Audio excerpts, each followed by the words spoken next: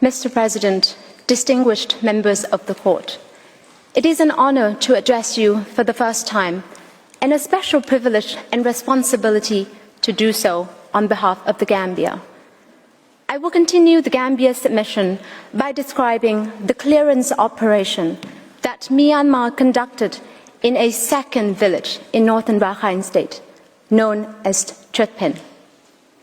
You just heard from Ms. Pasipanutka about the brutal clearance operation visited upon the village of Minji. As I will explain, a remarkably similar and cruel fate befell Chutpin, a different village in a different township, more than 90 kilometers from Minji, where the Tatmadaw massacred some 400 Rohingya. As Mr. Reichler showed you yesterday, Chutpin, known in Rohingya as Shrap Parung, is a village tract in northern Ratadang Township, surrounded by rice paddies and forest. It included a Rohingya settlement, at the time inhabited by about 1,200 people, and a nearby ethnic Rakhine hamlet with an estimated population of 400. Rohingya families there were farmers and laborers, raising livestock and cultivating vegetables. Many were at home for lunch or at the mosque for prayers when the Tatmadaw began their clearance operation at around 2 p.m. on the 27th of August 2017. Accompanied by other security forces and ethnic Rakhine people, Tatmadaw soldiers emerged from the direction of the Rakhine hamlet and encircled the Rohingya village. The clearance operation in Chutpin then unfolded according to a familiar modus operandi, characterized by 5 distinctive features. First, indiscriminate killing of Rohingya civilians. The UN fact-finding mission found, quote, the security forces opened fire, shooting at villagers, including those who were fleeing, end quote. This finding is corroborated by considerable first-hand witness testimony and independent investigations by reputable organizations. Amnesty International, for example, reported that Myanmar security forces attacked the entire Rohingya population in Chutpin. In the words of one survivor, as villagers fled towards the surrounding paddy fields, the Tatmadaw fired at them, killing whoever they could. Many Rohingya, including children, were killed. A mother recalled the murder of her 2.5-year-old son, quote, the military were all around shooting. A bullet shot through my son's stomach and opened it. I saw the blood coming out of his stomach and I fainted, end quote. The infant died soon after. Another survivor, a 12-year-old girl named Fatima, described how soldiers opened fire from behind her family as they were running from their house, killing her father and her 10-year-old sister. The Tatmadaw went door to door, dragged people out, and shot them at point-blank range, or cut their throats with large knives. As a witness told 45 Rights, the military shot people, and the Rakhine were cutting heads. Some of the people were shot by the military first, and when they were lying down, the Rakhine came and cut their necks. As another survivor told the UN fact-finding mission, if people were not killed by the first gunshots, they were slaughtered with long knives to make sure they were really dead.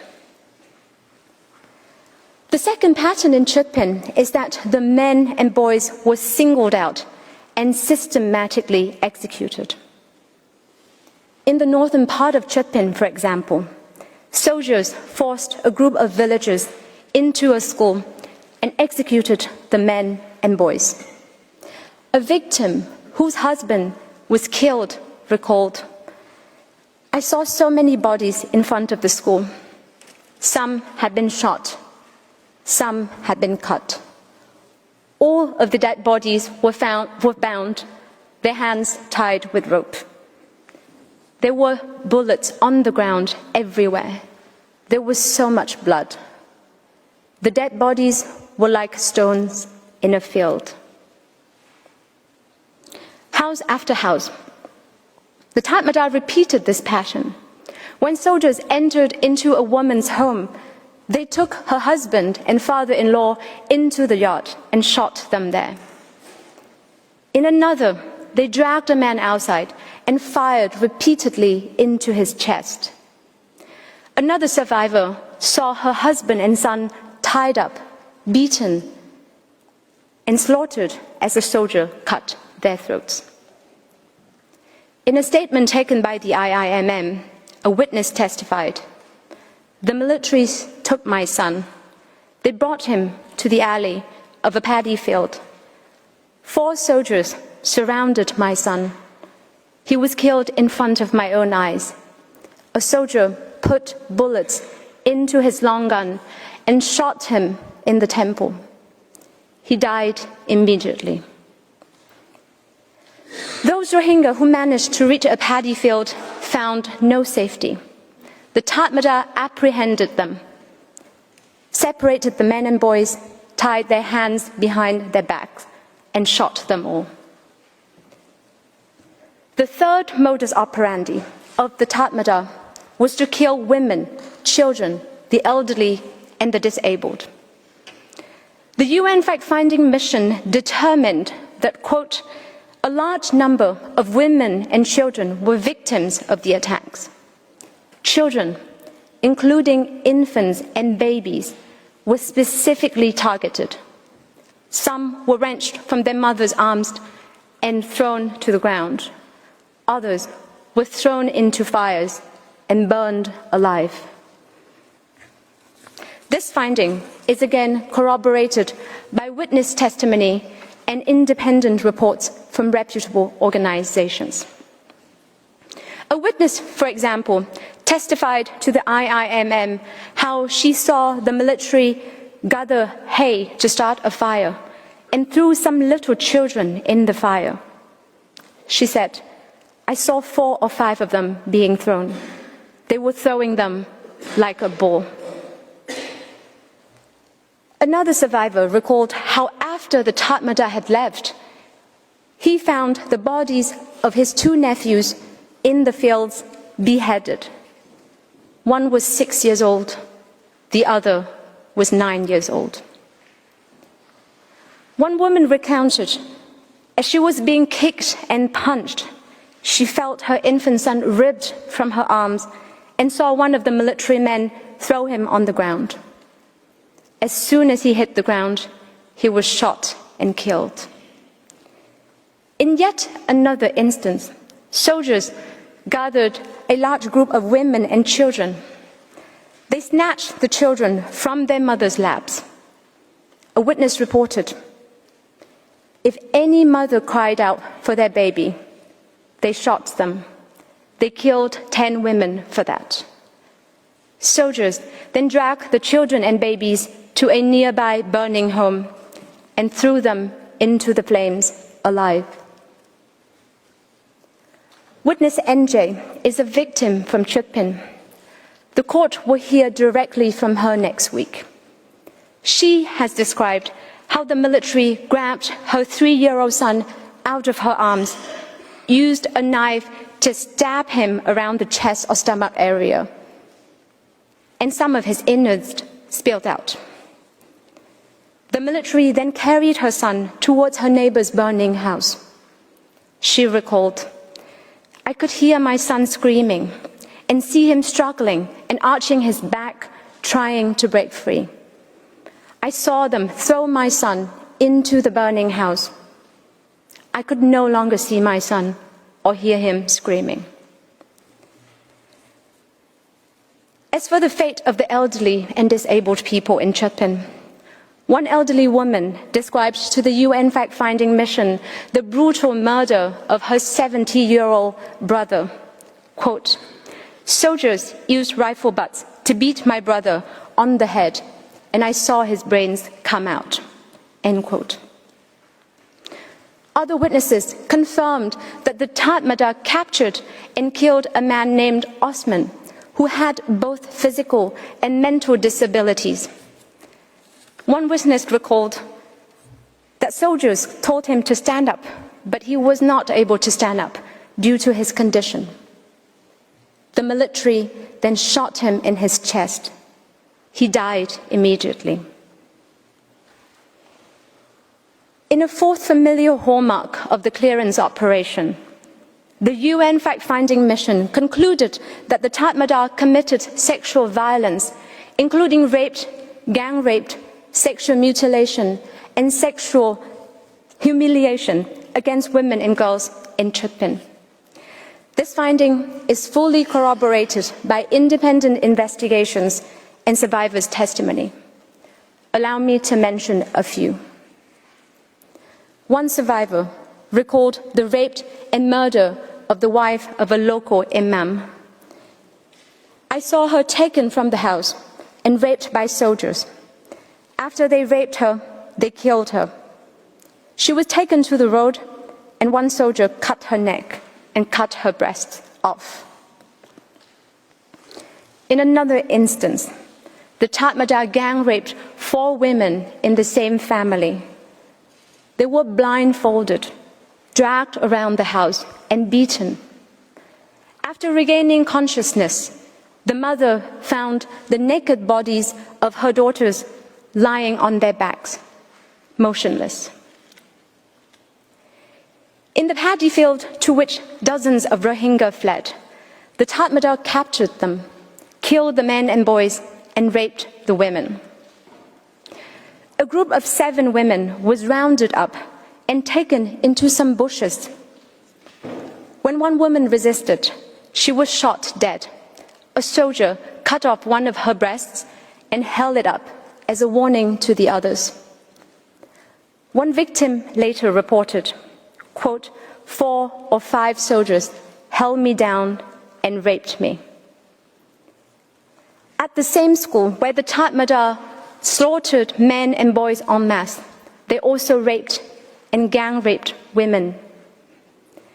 As the victim told the IIMM, "Once the militaries took me inside the school, they blindfolded me with my hijab. They threw me on the floor, on my back, and did whatever they wanted. By this, I mean they raped me. More than one raped me, but I don't know how many. Maybe 2 or 3.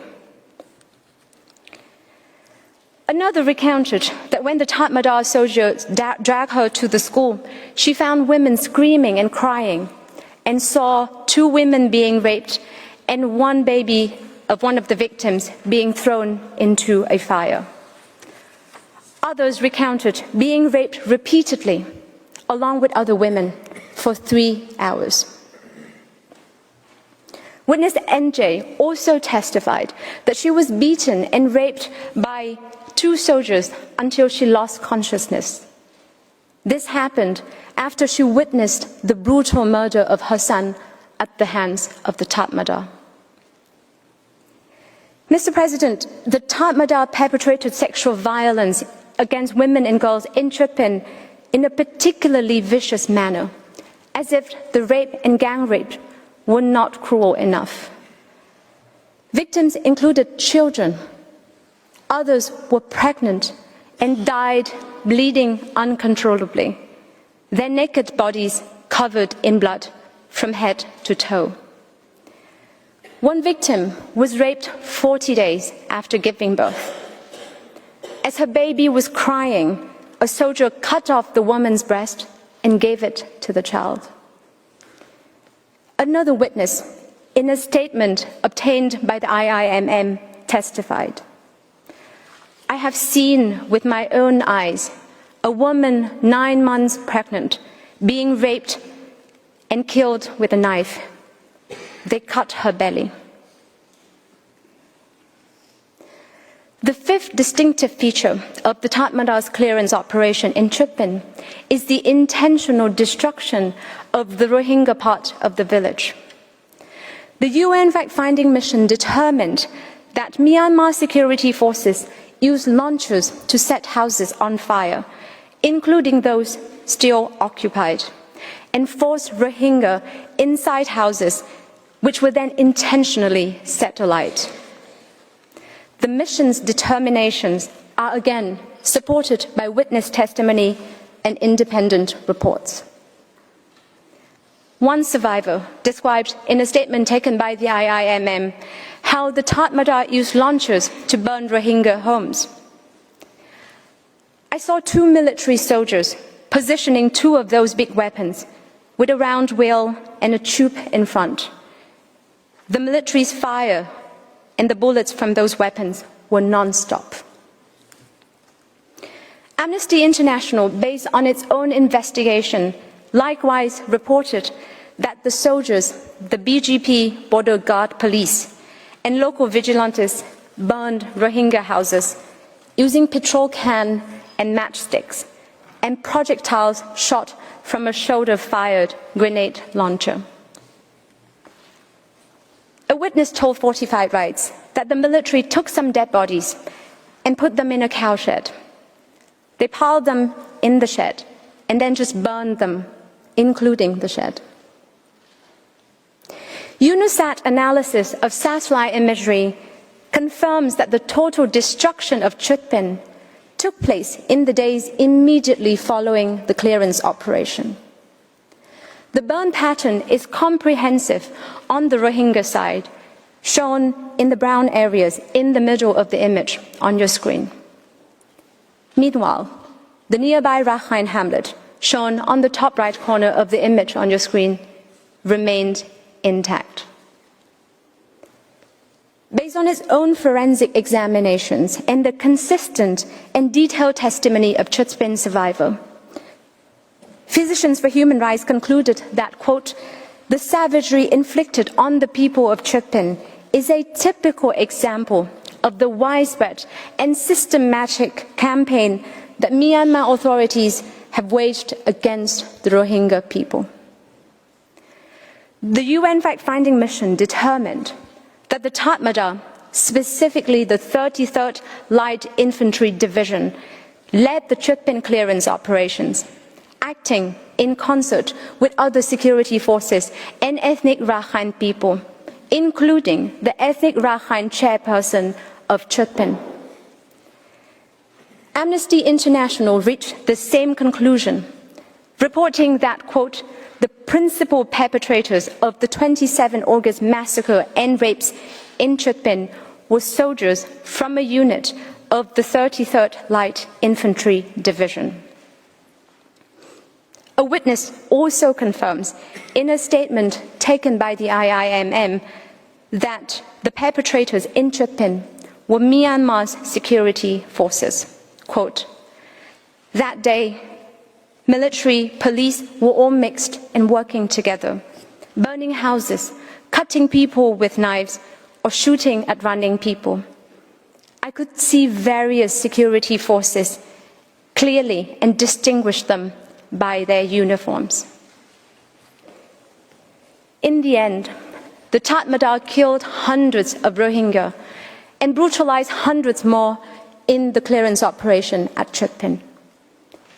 Independent assessments placed the death toll at between 358 and 400, including an estimate of 127 children under the age of 6.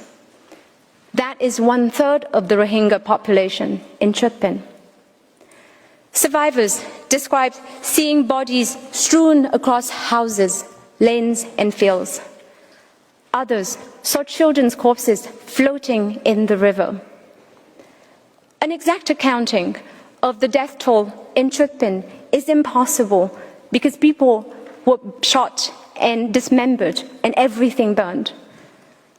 But, Mr. President, the convergence of the UN fact-finding mission's report, consistent witness testimony, independent investigations, clinical findings, and even satellite imagery admits of only one conclusion. There was an organized and coordinated attack to destroy the Rohingya in Chitpin. Mr. President, members of the court, what does Myanmar say about Chitpin? Counterterrorism. What does Myanmar say about the ruthless killing of unarmed civilians? Counterterrorism. What does Myanmar say about the Tatmadaw raping and gang raping women and girls? Counterterrorism. And what does Myanmar say about the Tatmadaw stabbing and burning children alive? Counterterrorism. That does not add up. Counterterrorism cannot explain any of the horrific acts of brutality, sexual violence, and wanton cruelty we have just reviewed. Myanmar argues that the Gambia's reliance on the evidence I have just described is somehow flawed because it, quote, ignores the context and circumstances in which the counter-terrorism operations took place. Myanmar specifically alleges that a member of ASA from Chitpin attacked the Chitpin police with homemade bombs, as if that could be an excuse for targeting everyone in the village, for massacring children and infants, and for raping women and girls.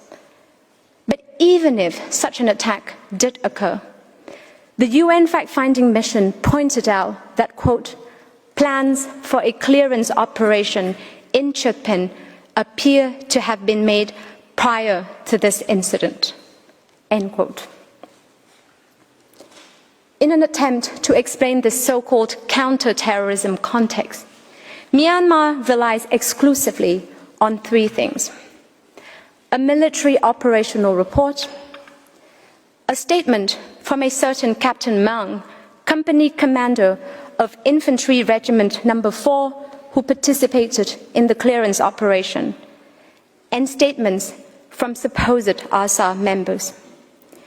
Yet none of these sources engages with, let alone justifies, what the Tatmadaw actually did to the Rohingya in Chitpin. To begin with, take Annex 120 to Myanmar's counter memorial.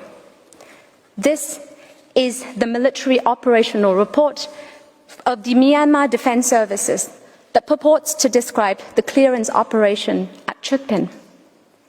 It dwells on alleged clashes between the military and the, quote, Bengali terrorists, which started with the military's warning shots into the air. As the so-called terrorists continue to approach, the two sides exchange fire. These terrorists, we are told, set fire to the southwesternmost part of the village and retreated. The military then, quote, carried out security actions. And there it stops. No details of what the so-called security actions in Chitpin entailed. No mention of any burnings, killings, brutality, or sexual violence. Mr. President, as with Minji, the reality in Chitpin was not clashes with terrorists. The Tatmadaw indiscriminately, deliberately, and systematically killed Rohingya men, women, and children, raped and gang-raped women in the most cruel manners, and set houses ablaze. As Professor Newton will tell you next week, nothing in modern counterinsurgency doctrine and nothing in Myanmar's own purported rules of engagement permits that. Turning to Captain Mang's statement, which Myanmar calls contemporaneous military evidence. It repeats much of the same narrative as the military operational report. A supposed defensive operation against, quote, Bengali terrorists, using, quote, proportionate and defensive force. The statement also describes Captain Mang's own orders given to his subordinates, said to be, quote, in accordance with the right to protect and the rules of engagement, including, quote, not to shoot the elderly people, women, children, those who turned back and ran away, and the Bengali civilians who are staying inside their houses. There are at the outset serious concerns as to the independence and reliability of Captain Mang's testimony. He is a serving military officer who personally participated in the clearance operation. Moreover, his statement was taken in 2017 in a Myanmar military investigation of unknown composition and procedure. These internal military processes, as Professor Darjan will explain, have been widely criticized to be systematically flawed and conducive to impunity. But even setting these difficulties aside, his statement is uncorroborated by any independent source and is flatly contradicted by the overwhelming evidence of what actually took place in Chutpin. The record shows indiscriminate shooting, including at those who were running away, the killing of infants and children, disabled and elderly people, mutilation and raping of women and girls, and houses set alight with people still inside. Mr. President, is this counterterrorism? Not according to Myanmar's own purported rules of engagement. Not according to Captain Mang, even if we take what he supposedly ordered his subordinates to do at face value. Unless, of course, the entire Rohingya population in Chutpin is treated as terrorists. Finally, Myanmar relies on statements from men it claims to be ASA members to suggest that ASA and Rohingya villagers themselves burned Chutpin. As the Gambia explained in its reply, these men are all incarcerated by Myanmar and thus under Myanmar's complete control in the Butidang prison, a penal facility notorious for engaging in torture and other forms of abuse. Indeed, the IIMM observed in its report published in May 2024 that most Rohingya detainees in Butidang prison were subjected to, quote, verbal and physical mistreatment, torture, and other inhumane acts perpetrated by prison guards, including the head of prison, sometimes resulting in death. But Myanmar answers that there is simply no evidence that these witnesses were coerced or forced into making false statements. Yet, each and every statement from Myanmar counter-memorial and rejoinder from these men recites a boilerplate disclaimer that the witness was not beaten, tortured, or assaulted by the security forces. Mr. President, one wonders whether the fact that these men all arrived at these very similar verbal formulations, unaided over several years, is a testament to their shared clarity of recollection. Or perhaps there is a more reasonable inference. Such exculpatory language has been scripted. As Mr. Reichler explained yesterday, in Croatia versus Serbia, the court refused to accord any evidentiary weight to records of interviews by Croatian police where, quote, the words used appear to be those of the police officers themselves. In this case, the court should likewise give no evidentiary weight to statements extracted in custody in a party's exclusive control, where coercion is a known risk.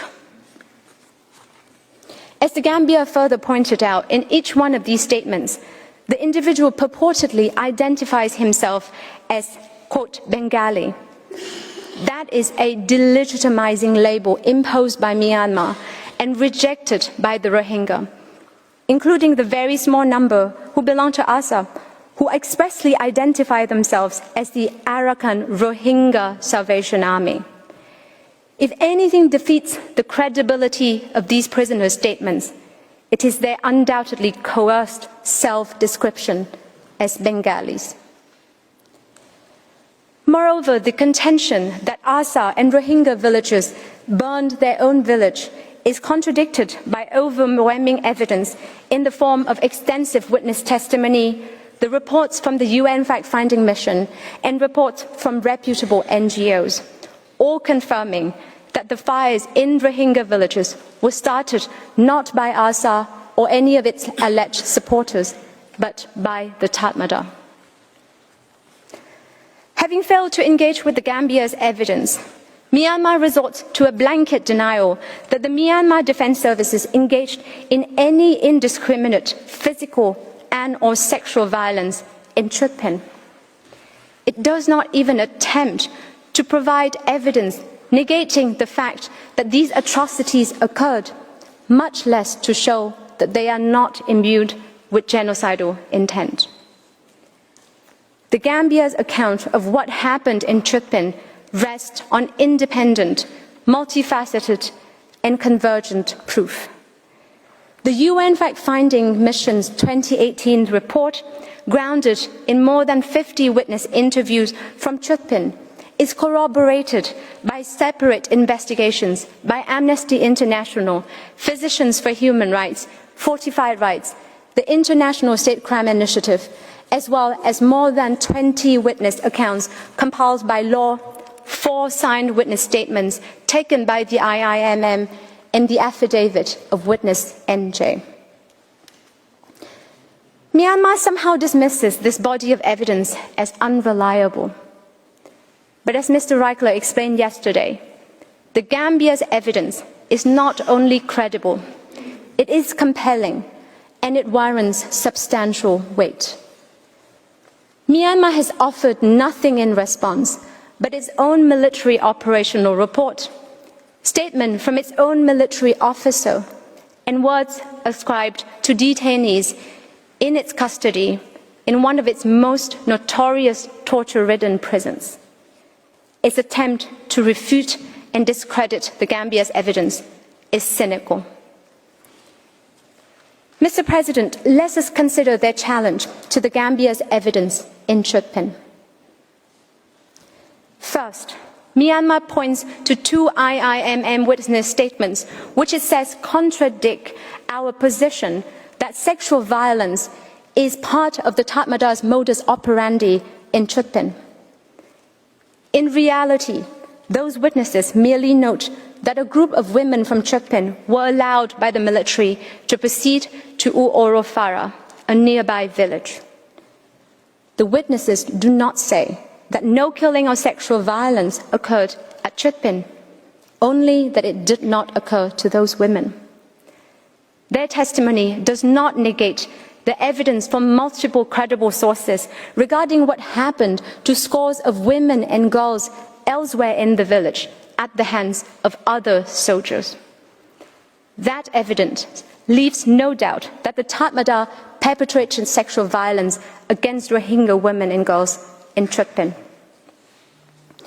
Second, Myanmar asserts that because some witness statements and account summaries from Legal Action Worldwide are anonymous and in one identified case reflect inconsistencies between 2 accounts given by the same person, none of the law material should be trusted.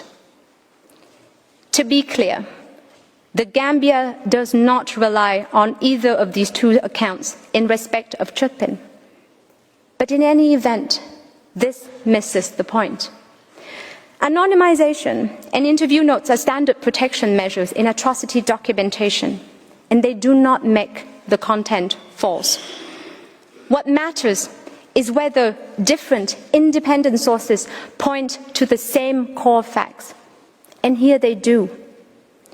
The witness accounts provided by law for Chutpin align with the UN fact-finding mission's determinations, with the 4 witness statements taken by the IIMM, with independent organization reports, and also with medical reporting of injuries that are typical of sexual violence.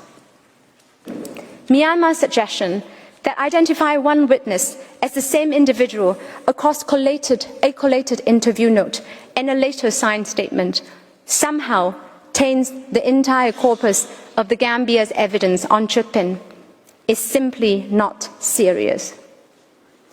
Myanmar's challenge to the Gambia's evidence picks at labels, formats, and isolated discrepancies while avoiding the substance. The totality of the evidence on Chutpin is consistent and mutually reinforcing on the essential details of the clearance operation, namely indiscriminate shooting at fleeing civilians, targeting of infants and children, sexual violence, and the burning of Rohingya homes surgically and comprehensively. None of that is diminished by pointing a microscope at isolated discrepancies in a very small number of witness accounts. The fact that Myanmar has had to go to such lengths in search of a defense speaks to the desperation of its case. The convergence across multiple sources of independent evidence points clearly, convincingly, and overwhelmingly to one conclusion. The Tatmadaw conducted an organized operation with the intent to destroy the Rohingya in Chutpin and elsewhere. Mr. President, members of the court, I thank you for your kind attention.